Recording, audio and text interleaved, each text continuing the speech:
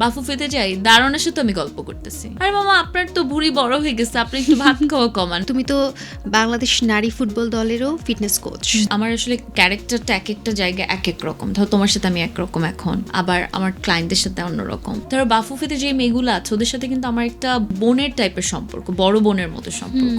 আমি ওদের মতো করে মিশেছি, ছোট ছোট বাচ্চা ওরা। রিসেন্ট তো দেখলাম আমরা AFC তে কোয়ালিফাই করলাম। It's a history and I am so proud of them. তুমি তো বাংলাদেশ নারী ফুটবল দলেরও ফিটনেস কোচ, তো সেখানে কাজের ক্ষেত্রটা কেমন এনজয় করছো এবং তারা আসলে কেমন? না, তাদের সাথে আমার রিলেশনটা একটু ডিফারেন্ট। আমি চেষ্টা করি আমার আসলে ক্যারেক্টারটা এক একটা জায়গায় এক এক রকম। ধরো তোমার সাথে আমি একরকম এখন, আবার আমার ক্লায়েন্টদের সাথে অন্যরকম। কাজের বাইরে তোমার সাথে যদি আমি এখন বের হয়ে আরেক রকম ক্যারেক্টার আমাকে পাবা। বাংলাদেশ নারী ফুটবল দলের সাথে যে আমার রিলেশনটা, এটা ইটস জাস্ট 1 মাস হলো। আমি জর্ডানের যে ত্রিদেশীয় ম্যাচটা হয় ওটার জন্য আমাকে রিক্রুট করা হয়েছিল, যেহেতু আমি দেশের বাইরে যাওয়া আসা করি। আমার লম্বা টার্মে আসলে একটা অর্গানাইজেশনের সাথে থাকা ইটস ভেরি ডিফিকাল্ট। আমার বাইরে যত অনেক কমিটমেন্ট, কিন্তু যে 1 মাসের জার্নিটা আমরা পার করলাম রিসেন্ট, এই জার্নিটাতে আমি বলবো যেহেতু নারী ফুটবল দলের মেয়েগুলো অনেক রুট লেভেল থেকে উঠে এসেছে। আমার যেটা হয়েছে ওদের জন্য আমার ক্যারেক্টারটাকে অনেকখানি চেঞ্জ করতে হয়েছে। হ্যাঁ, আমি নর্মালি যতটা প্রফেশনালি স্ট্রিক্টলি ডিল করি ওদের সাথে আমার সেটা হয় নাই।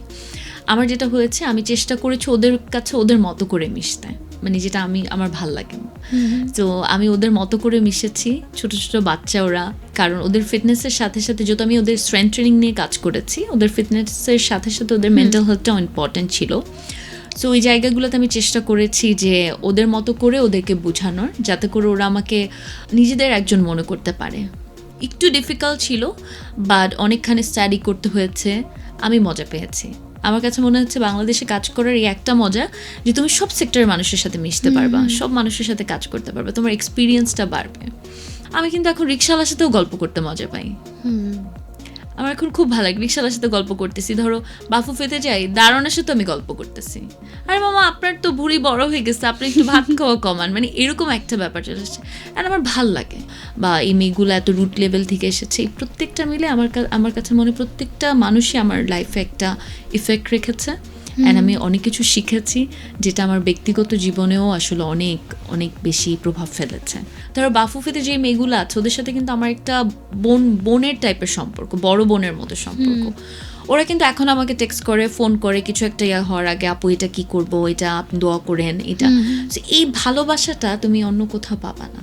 রিসেন্ট তো দেখলাম আমরা AFC তে কোয়ালিফাই করলাম। It's a history and I am so proud of them.